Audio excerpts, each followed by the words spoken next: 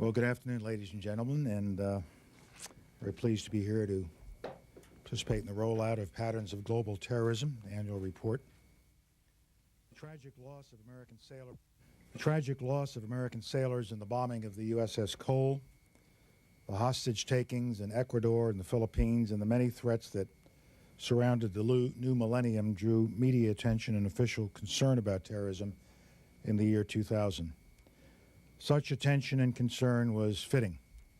The year 2000 was certainly not a year without the scourge of terrorism upon the face of the earth. But this should not obscure the basic message of today's report. International cooperation against terrorism is increasing, and it is paying off. The year 2000 saw a number of events that state sponsors of terrorism are increasingly isolated. Terrorist groups are under growing pressure. Terrorists are being brought to justice. We will not let up. But we must also be aware of the nature of the threat before us. Terrorism is a persistent disease. Many of you have heard me speak of the positive side of globalization. But terrorism shows the dark side as it exploits the easing of travel restrictions, the improvements of communication, or the internationalization of banking and finance, making it easier for terrorists to do some of their work. And so the fight goes on. Just as we acknowledge successes today, we know that there will be new challenges and, yes, some setbacks tomorrow.